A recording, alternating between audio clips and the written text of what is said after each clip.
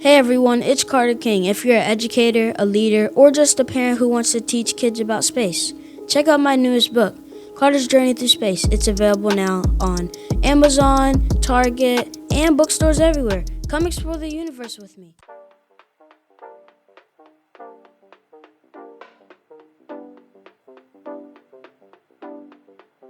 Welcome to another episode of the Contagious Culture Podcast. I'm your host, Kyle King, and the goal of this podcast is simple: to help you create environments where people thrive. Through real conversations, practical strategies, and powerful stories, we equip leaders, educators, and change makers just like yourself to build cultures rooted in purpose, performance, and authenticity. Because culture isn't something you talk about, it's something you live. This is the Contagious Culture Podcast. Let's get started. Welcome back to another episode of the Contagious Culture Podcast. I'm your host, Kyle King, and the goal of this podcast is simple: to help you create teams and ecosystems and environments where people thrive. Look, I have somebody on here that I highly respect, somebody that is doing phenomenal, impactful, and intentional work throughout the Twin Cities right here in America. We're joined by my friend Olivia Jefferson, VP of Social Impact at Best Buy, and a leader helping drive the vision of the Best Buy Foundation. Look, Olivia sits at the intersection of corporate citizenship, community partnership, and youth opportunity, helping create pathways that move young people from access to possibility through technology, mentorship, and real-world career exposure. She's one of the first people that I've talked to in this space that truly transformed and elevated and evolved me as a leader, as a human being, as a man, and as a social impact professional that is truly wanting and desiring to drive change in our communities. It is so great to see you, my friend. How are you?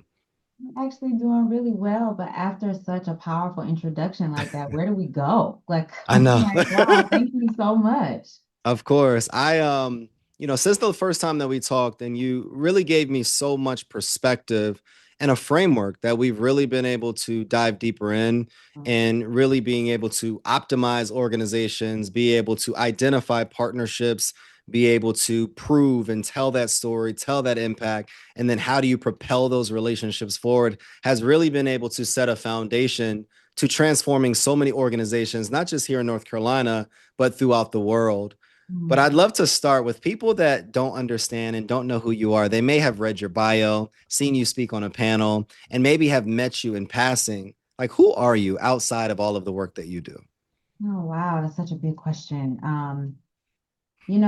First and foremost, I would say I'm a mom and a wife. So I am married to my husband. We have been married for 17 years. Wow. I know, and we're together six before we got married. So we've been together a really long time. And we live in the Twin Cities, but I'm originally from Detroit, Michigan. And my daughter is 7. Her name is Nora. She's in second grade. Truly the loves of my life, and so important to ground me and make sure that the work that I do, which is very intentional, very community led and driven, but it's nothing without those two people Of who course. who make me who I am. And Yeah. so love them very much. And then I'm a friend. I still talk to friends from high school, from college, Mm. my master's, program. I have friends all over the place.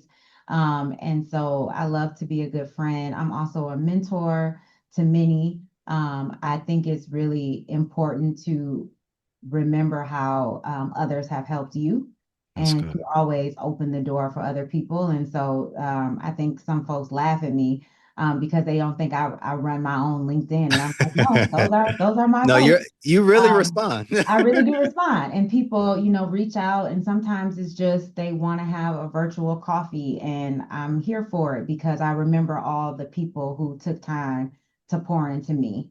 And so I try as much as I can to do that. And it's tough because, schedules are busy, but I always Of try to make course. time for other people. And then I'm a community servant outside of the work that I do, which is obviously focused on community impact.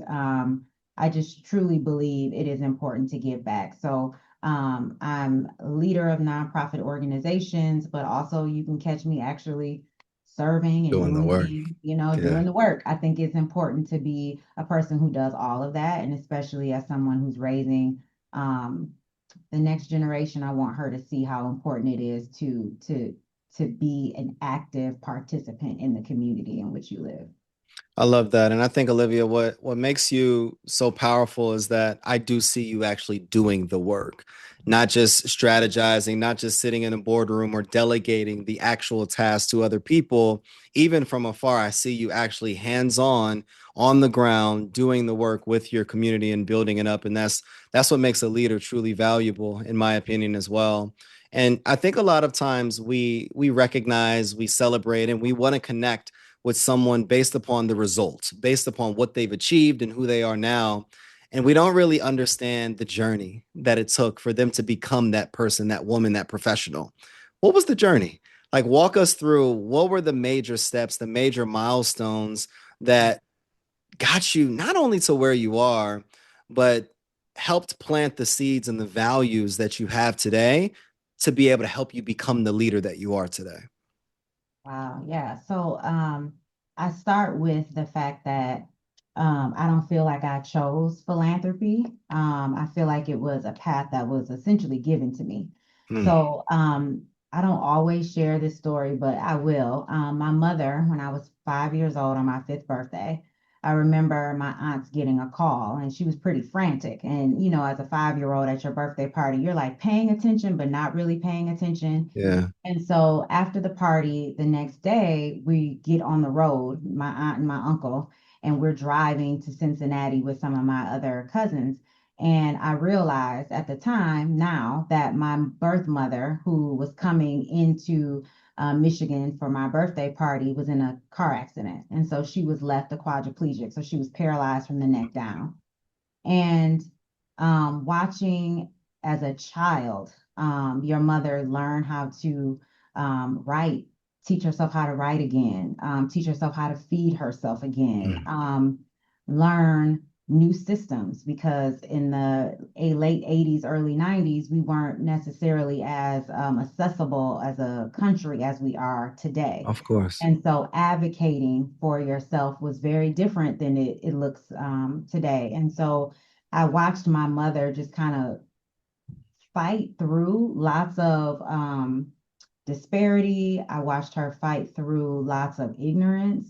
Um, but what I never saw her do was complain. Mm, She pushed let's through go. all of that.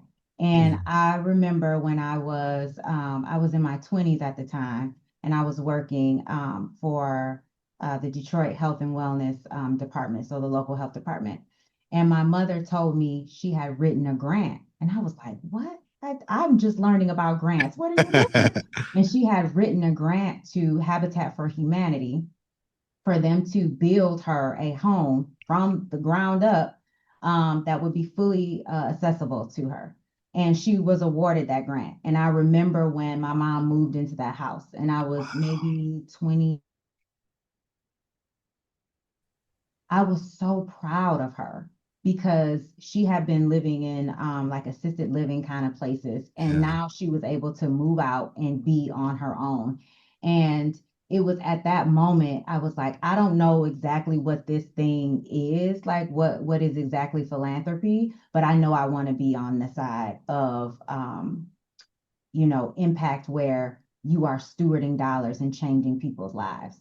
Wow. And so that really catapulted my journey into really thinking about philanthropy. So fast forward, I got my master's degree, and my first role was on the Kresge Foundation Safety Net Enhancement Initiative. And this was Mm, like their first non-brick and mortar grant program. And I was mm, hired as an evaluation consultant. And I just saw firsthand how philanthropy, again, can really help shift and shape the way communities are supported. And so they had 8 different communities that they were working with, and we were responsible essentially for helping them better understand how those dollars were stewarded in community and the impact that it made. And I had an amazing opportunity to go to different communities, better understand, talk with, community members and better understand how politics worked in their community, how they felt about housing, how they felt about food insecurity. Mm. And all of that started to help shape how I was thinking about what I wanted a career to look like. And the biggest piece for me about philanthropy was they could do things that government and corporations in some capacities could not do. They could Mm. test things that were innovative and different that your everyday company might not want to take the risk for, or your government might move too slow to do. And Mm. I just fell in love with the field of philanthropy. And so now, how I landed in corporate philanthropy, That's the difference. different story. Not really sure about that. But I do feel like I'm a spiritual person, so I feel like I have purpose here, and there's a reason why I'm in this seat doing this work in a corporate environment. And so until that purpose is fulfilled, I will be here. Mm. Let me just sit on that for a second about the power of fulfilling a purpose. For somebody that has had a very similar story, maybe didn't have that Mhm. exact same story, but had what I call that slingshot moment, something that pulled you Absolutely. back, made you realize that, hey, there's something bigger here. And this has given me the ability to want to serve more, want to give more. And it's rooted you in something more than just something tangible or something materialistic in a sense. Everyone has a story, but oftentimes in those stories, we carry an invisible weight of being impactful and showing up for our communities and doing all of these different things. So I'd love to know when we have this purpose that we're working to fulfill, but on the other hand, we have this weight that oftentimes wants to slow us down and wants to even think about transitioning out of this field in totality. What keeps you balanced and energized in those moments? Oh my gosh, Kyle. So, um, it's hard. I won't lie to you. So Yeah, I'm in the Twin Cities, and we were the epicenter again of this time, Operation Metro Surge. yeah, And I would be lying to you if I said at that time I wasn't having this moment of like, do I want to be in corporate philanthropy? Like, there's so yeah. many other places where I could do more good. Like Mm, this, I'm doing great work. It's that doesn't mean that I'm not doing impactful work. Absolutely, I mm, am, but it's harder. Like, I don't get to just name the thing, right? mm. Like, we started this call with, yep, I had to send you some questions and we had to go through, the corporate hoops and we got the firewalls and all the things, Yes. right? Like that is that is a real reality. And there are times when you're doing good work, you are impacting, for me, young people, and hoping that you're shifting and changing their Yeah, lives. And there are times when what is happening right before your eyes is really difficult and you can't necessarily speak about it. You can't necessarily move dollars or funding in the way in which you want to, as transparently as you want to. yeah, And it's really tough sometimes to sit in those spaces, and in particular in the skin that I'm in, right? of And in course. some cases with the lived experiences that I have. Of course. And I have those moments where I vacillate and I'm like, okay, okay, Lord, why am I here? What am I doing? But I do Yeah. believe um, that people like me need to be in these Mm, spaces, that we need to be in these roles, that we need to be in these rooms, because sometimes the way in which we push, the way in which we bring the outside into the organization is really important, and it can shift and make a change. I And agree. I may be able to do exactly what someone else at a private foundation can do with a bullhorn, but I may have to be a little bit more under the radar, if you will, to Yeah. get the work done. But as long as the work is done, that's what matters to me. I've never entered this work for a pat on the back or for someone to say, "Oh, we see you at Best Buy doing this," or "We see you, Olivia, over there doing that." It's like, nope, I actually don't need you to see it. I just need to Mm, know that the funds that need to go out and into the hands of the community that is the most impacted and who also have the know-how and know exactly what needs to be done is happening, that's all I need. And I don't even need them to say thank you. I just That's need to good. know that it's going to happen. And so, I wish I had a more, I don't know, like a better way to answer this question. But the reality is I'm human, and some days I want to say the thing that I know needs to be said as clearly as Mhm. I know it needs to be said. And I know that that's not the path that I'm on. Of course. I appreciate you mentioning that because it's taken me time to unlearn this ideology or ego that I recognize that I Mm, had so often in my earlier years of doing impact work. I wanted to put on the community event so that I can have the mic.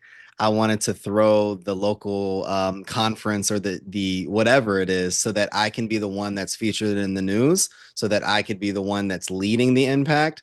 And I've really had to unlearn. And Carl Jung talks about this idea of unbecoming and decomposing. And there's traits that you have to die so that you can be able to evolve as the leader that you're called to be. So I want to push that back to you. Like, what have you had to unlearn to become the leader that you are today? so one of the things that I work on a lot with my coach is trusting myself. That's good. Um, it's a hard one. Because there are times where I know a decision needs to be made, and I've gotten a lot better at it, where I am a person who can make decisions with, not as much information as I would like. I Yeah. can get there. But it's not a place that I'm often the most comfortable, but I'll do it. But really trusting myself and knowing that I don't have to be the expert. Hmm. I'm smart enough to know where to go get the information, and trusting myself that I can do that. And I think some of that, if I'm honest with you, I think some of that comes from being a leader very young in my career. Yeah. So I told you I'm a spiritual person. One of the scriptures that always comes to me is from First Timothy 4:12, and it says, don't let anyone look down on you because you are young, but set an example for the Yeah. believers in speech and conduct and love and faith and purity. And so I lean on that a lot because my first position outside of college was leading two school-based health clinics in the city of Detroit.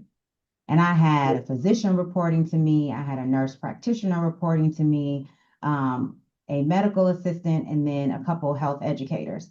And I was 20, maybe 23, 24 years old. Wow. And I was like, what is this that I have got myself into? Yeah. This is very intense. And I remember the general manager of the health department was my leader at the time. And she called me in her office and she sat me down and she said, I wanted to be really clear. I hired you for a reason, Mm. and you're not showing up the way that I know you can lead. And I was like, okay. Um, and what she said to me was, don't let your youth get in the way of you bringing your full self to the job. And Mm. also being open enough that you are young and using that as opportunities for you to learn and grow. And Yeah. she was like, I want to be clear. I know there are people who could be your mother that are reporting to you. That's Yeah. okay. You have something to give to them, and they have something to give to you. That's And that good. was a very hard experience to learn in my early 20s. But Yeah. it is something that I have always taken with me. And even though I still have these moments where I'm like, "Ooh, okay, I don't need to ask everybody for advice about this thing. Like I know what I need to do. I know Yeah. what the leader wants to do." Yeah. It can sometimes be that shadow that can still hang over me, because I'm a younger professional who's Yeah. had a very seasoned career already, Of course. and I'm very grateful for it. Um, but I also have to just remember to continue to trust myself. I love how you mentioned your coach and you referenced your coach. And I love Mhm. when I hear that from leaders because I think we shy away from the importance of mentorship and Mhm. sponsors, advocates, and Mhm. people, even at your tenure and what you've been able to accomplish, you're still leaning on another individual that's guiding you and holding you accountable to be your best self. Can you talk about the importance of coaches and sponsors and advocates and people challenging you in this season so that you could be better? Absolutely. Um, One of the things that I'm really grateful for at Best Buy is that they really invest in their officer population. One of the best development programs I've been in has been at Best Buy. And so they also offered a coach for me. And my coach is amazing. And she does not hold back, which is great because I like to be direct. You are. And that's how I like my feedback. Yeah. And so, it's been really helpful because there are times where I may say to her, just, being myself and being hard on myself, where I'm like, I feel like at this point in my career, some of the things that I'm still tripping up on, I feel like I should have by now. And she's like, but how does that serve you? I'm like, That's good. correct. That's Like, good. right. And so I think coaching is often there not to tell you that you're wrong or to have you come up with a different perspective for how you might want to do something different. That's a part of it, but it's also to hold a mirror up to you so you can see your leadership and how it might be showing up for other people, and also those places where you are maybe showing some visible insecurities or some places where you need to visibly grow. And that's what your coach is there to do. And I think if Yeah. you really take advantage of coaching, it allows you to be vulnerable and to Yeah. have those moments where, ooh, this one, I know this didn't go well. Let's talk through it. Like, what can I do? How do I bounce back from this? And I also think coaches can help you be accountable. Mm. And that word is tough for people, but it's so important to me as a Yeah. leader. When you step in it, and I don't care what level you are, you need to acknowledge it, and then you need to figure out the best way to repair it. Yeah. And not from a repair perspective from what Olivia thinks needs to be done, but from the person who was harmed by me. What do That's good. you need to see show up in me as repair? And that's hard to do, Yeah. but it's necessary. And that's how I use my coach. I was speaking at the University of Maryland earlier this week to a group of college students, and we talked about just the importance of feedback, accountability, and that your resumes really don't hold as much weight as they used to. And you have to have these basic skills. And one of them that we talked about is the ability to receive feedback from other people, but then also once you receive it, implement it. Let's talk about this new community, this new generation coming up, these college professionals or college students that are getting ready to graduate the workplace. Do you believe, Olivia, that, and this is maybe a controversial question, that our college students are ready to be able to come into a Best Buy or to come into another major corporation and compete at a high level? Or what are some of the gaps that you're seeing from these college graduates that would make them more attractive for them to come in to a global company to be able to be competitive?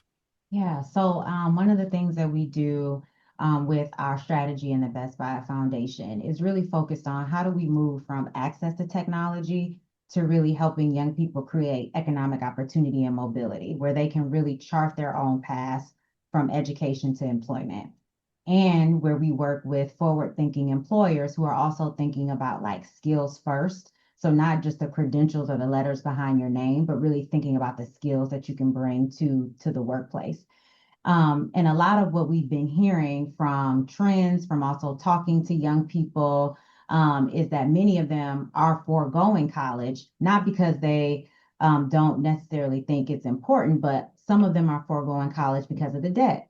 And then some of them are foregoing college because they're wondering now with AI and the way it's rapidly changing and just all the transformations that are happening in technology, will those college degrees prepare them for entering into the workforce? And so we Exactly. have to contend with those very heavy questions. And so what our research has actually shown is that those soft or those durable skills are actually critically important. Wow. So much more so now when you have people who are walking around like this with their phone in their face and they Yeah. can't look you in the eye. And so many of us have gone to maybe even the grocery store, and it's a younger person there. Maybe they're college age over the summer, or it's a high school person, and they cannot have a conversation with you.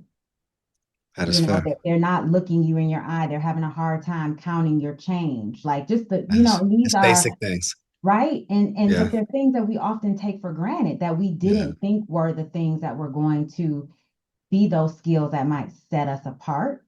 And That's now good. what we're seeing is that where some of those entry level jobs are starting to be automated, those softer, those durable skills are going to be the skills that are going to help you maybe leapfrog into industries in higher level roles. And so, one of the questions that I've just been grappling with is Hey, it's Kyle. Sorry to interrupt your programming, but I got a quick culture check for you. How's your team's energy right now? I mean, literally, right now. Are people feeling inspired? Or are they just showing up? See, here's the truth culture doesn't change because we talk about it, it changes because we live it actively every single day. And that's what I help organizations do, build contagious cultures that people actually want to be a part of. Through keynote talks, interactive trainings, and hands on consulting, I help leaders transform the way their teams connect, perform, and grow. So if your culture needs a little bit of spark, let's light it up together. Visit theculturelab.org, again, theculturelab.org, or connect with me directly on LinkedIn at Kyle S. King to learn more about how we can work together. Because remember, your culture is contagious. Make it worth catching. Now let's get back to the program. well, what are we going to tell our young people? What are the skills that they are going to need when the entry level jobs are now being automated? And when you look at the economy that we're in today, where you could literally go out and find a unicorn because of the economic climate that we're in and the Yeah. layoffs and all the things that we've seen just in the ways in which our economy is moving, you have 21-year-olds who are competing with 40-plus-year-olds who have 20-plus years experience for Exactly. what used to be what we thought might have been a job that's right over entry level. Yeah. And so what do we tell them are the skills that they are going to need to be able to compete? And so I'm personally, for all the listeners out there, I am looking for partners who want to get together and think about how we equip young people to go into the workforce, knowing that we are undergoing such rapid change. I was my family and I, we went to Charleston, South Carolina this past weekend for my son's spring break. And we were in the room later at night, and my son was trying to find something on the television to watch. And he was clicking the Netflix button. I was like, Carter, I don't feel comfortable putting my Netflix into the TV in a hotel room. And I was like, Carter, just find something to watch. And I noticed about 5 minutes later, he's like scrolling and he's all the way at midnight of the TV shows. I was like, Carter, have you ever done this before? He's like, Dad, I don't know what I'm doing. So I'm like, oh my gosh. So something so basic for me, I had to Mhm. show him in this moment at 10 years old, like, no, Carter, you have to start with what time it is now, all of the actual channels and It goes broadcasting up and stations. down. That's You just got right. to go Not up and horizontal. down. It's not just like Netflix where you're just looking for something. And it was such an eye-opening moment as Yeah. a dad and as a former educator. I'm like, oh my God, these basic skills and things that I just did and the privilege that I had to just do these Correct. things, these young people don't have today. But I asked that, I think about that. What are some of the skills?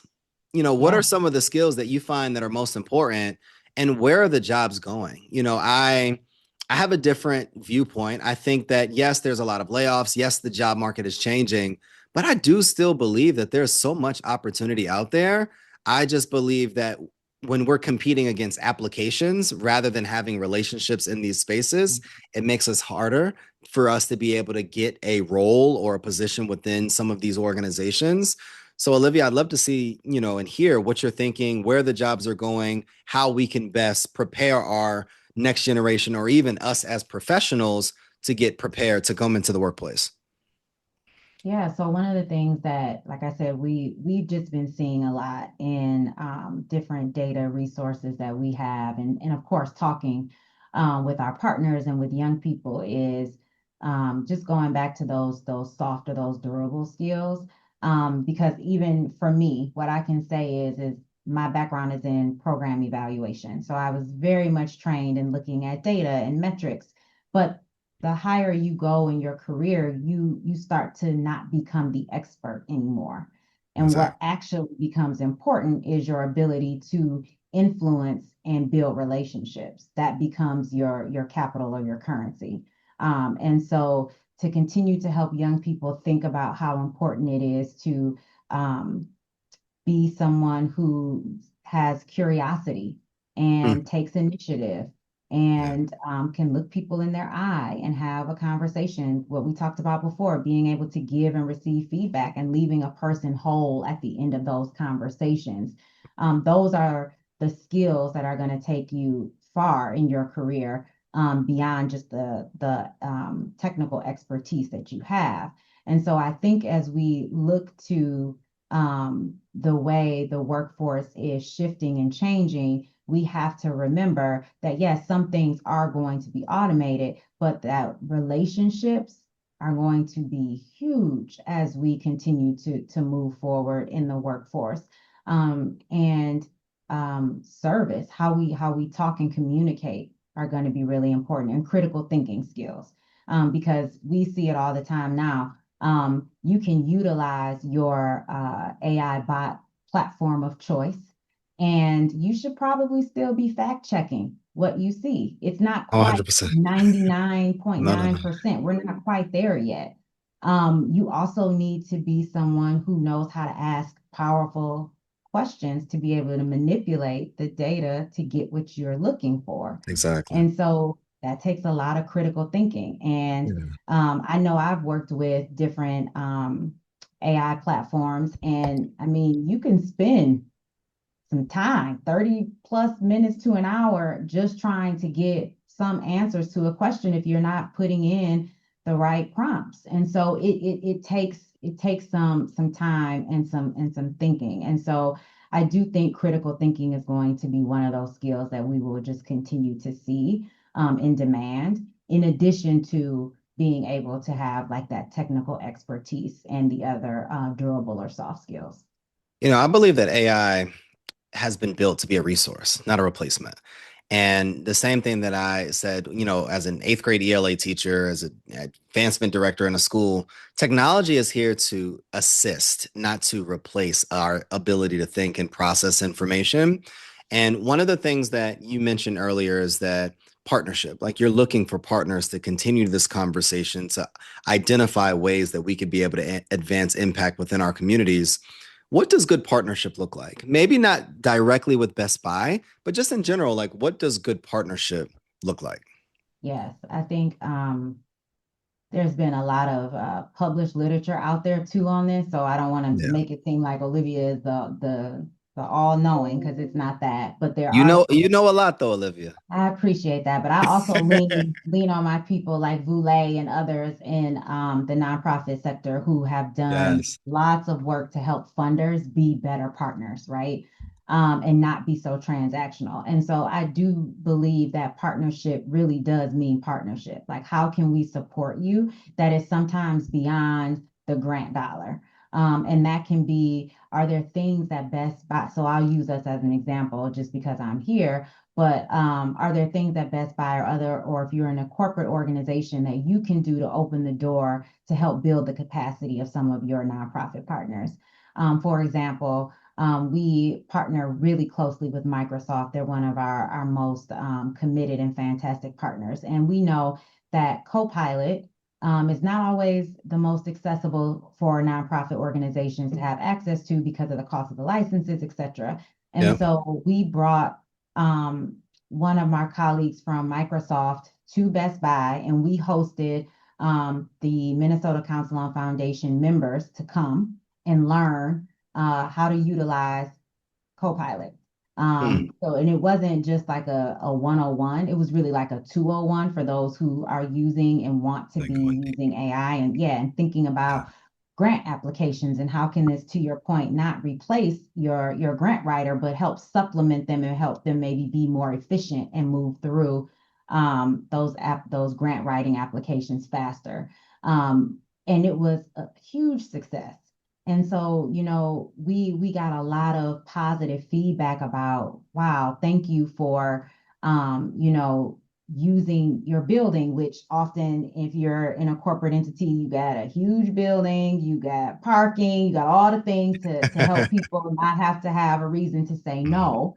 And Yeah. they can come, have a snack or two, and learn something that they may not necessarily have access to in any other place, or may not need to spend their dollars on a training like that, but we Yeah. could support them through that.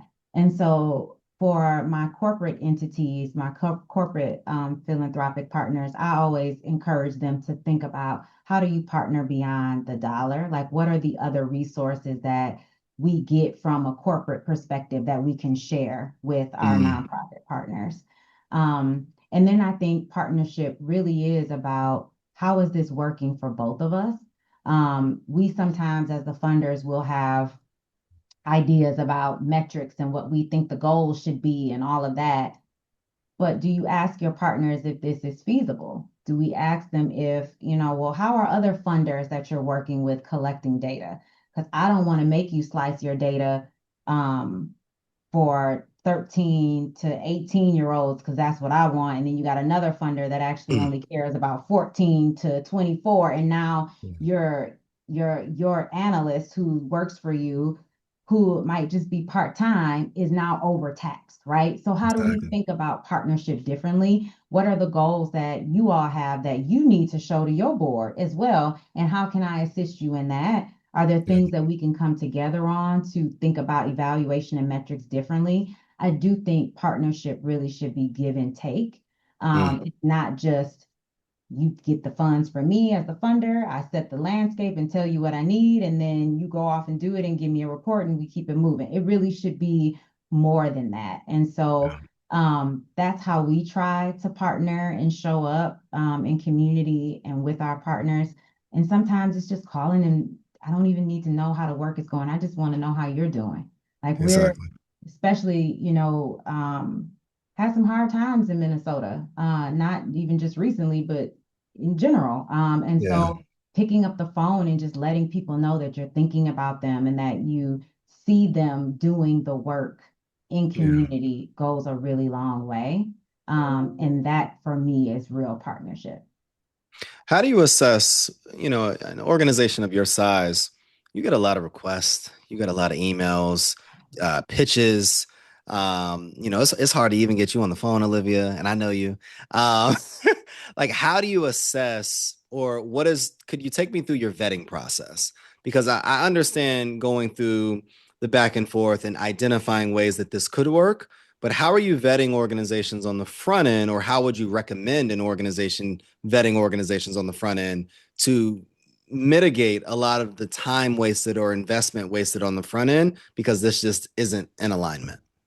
Yeah, so I don't want to go too far and talk too shop and I'll get all in the details of all of that. Yeah. But the one thing I would just say at a super high level, because I think it's important to your question, is I never want a nonprofit organization to feel like they need to shape shift themselves into our work to That's fit good. with us.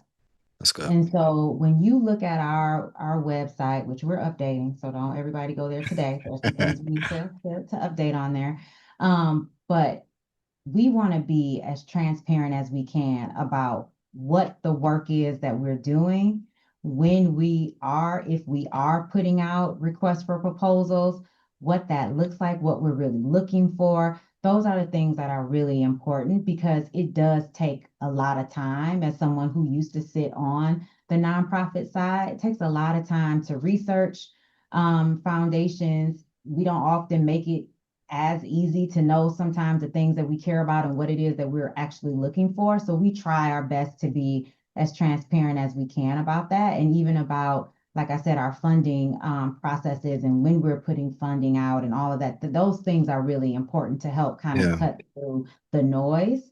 Yeah. Um, and the other thing that I think is really important is that we also hop on phone calls too. So it might be hard to get me, but I do have a team of other people who don't mind getting on the phone and having a conversation so we can make sure there's alignment before anything is like put pen to paper. I love that. Because we don't want folks to waste their time. Of To me, course. that's the worst thing you can do. And so I do think being very clear on your outwardly facing materials, whether that be one pagers or your website, those things are really important and can help just kind of cut through some of that bureaucracy that can get in the way of what is it that you're really looking for. I love how you mentioned to essentially not shift your mission just to go after dollars. And I No. find that a lot of organizations are doing that and they're moving further and further away from mission in their actual work because they're just chasing funding priorities and then it creates some challenges. What would be your advice to that organization that is doing great work, but just simply can't identify or lock down a good partner or a funder to be able to continue to expand their impact? Yeah, that's really tough, and I know how hard that is. The reason why I would say I don't want a nonprofit to feel that they need to do that is because it becomes really hard to keep up with. If you're moving too far away from your mission and what you intended to do, the dollars are needed and they're so important and it's not to minimize that, but what can happen is then you start to lose your capacity for doing the work, or you're doing something that you're not necessarily the greatest at, but you're doing it because you have, the interest of a funder. And Yeah. so advice would be to just continue to find and look for organizations that are directly in alignment. But then also, I think, I hate to say it, but like good development people are excellent at, okay, who do I, taking 5 minutes of your time to just say, okay, Olivia, like you're great. I know we're not in alignment with you, but who do you know that you think would That care is about this work? And so exactly. use those moments when you have another gift officer on the phone, or you have someone from an organization that you're having coffee with, and there isn't a necessary, a direct alignment Yeah, there, to also say, well, who else in your network do you think would be interested or might want to fund this kind of work? that's Because, like good. I said, those relationships are so important. And you just never know. It might not be a great fit for me, but that doesn't mean that I don't know other people in my network who would love to maybe think about and fund the particular work that an organization is doing. I love that. And earlier, even in the introduction, we talked about the work that Best Buy Foundation is doing. Can you talk about what that work looks like for people that, heard the bio, heard the introduction, following along as like they're as intrigued with you as I am, but they're really like, but what does that work look like in communities and how are you supporting and advancing impact? Yes. So when we think about economic opportunity and mobility for young people, we are thinking about how important it is that we connect them to tech-reliant careers of the future.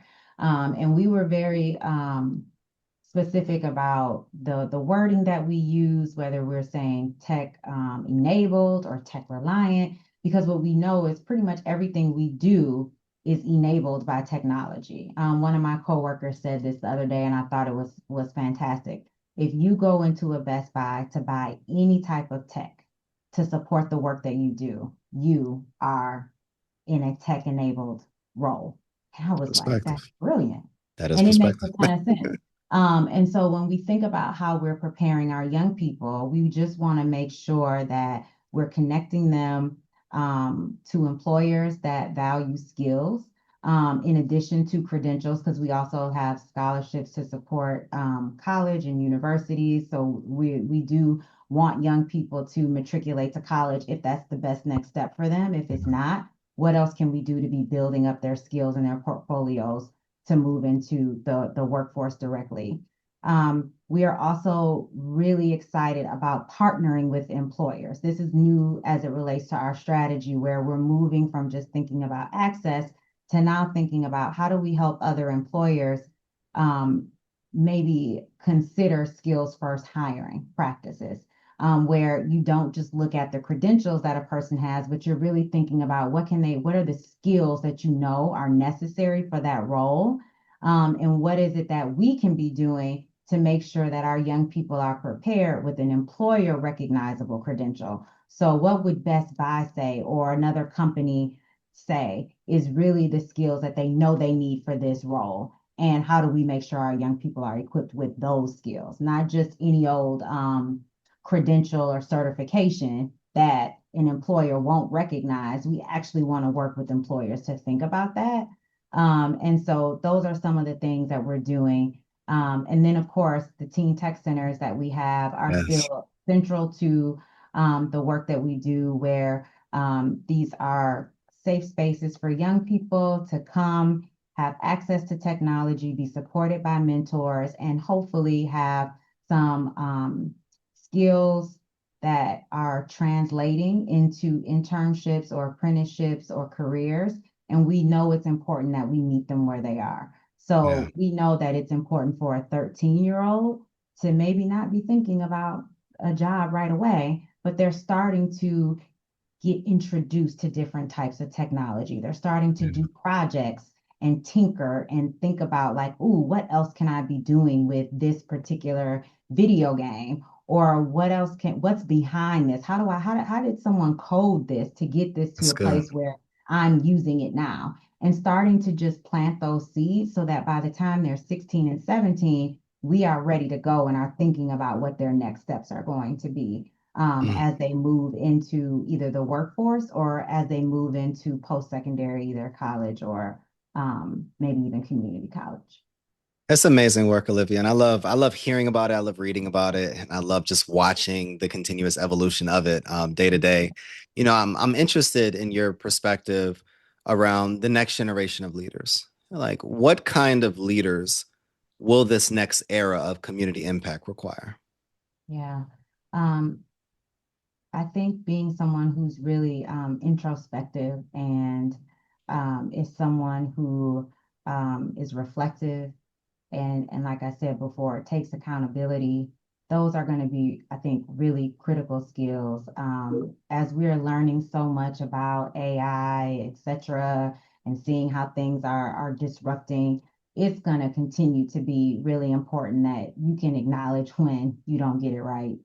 Yeah. And that we're testing, we're piloting, we're trying things. Um, and it's okay when we have a misstep, but here's the plan that we're putting in place to move Yeah. forward. I think those things are important. I also think being someone who can hold vision and also be someone who can make sure that things are getting done, like those two things are That going to part. be really, really important. Yeah. Um, it gone are the days when you are just someone who sets vision and you don't know how to actually utilize a lot of the Yeah. tool.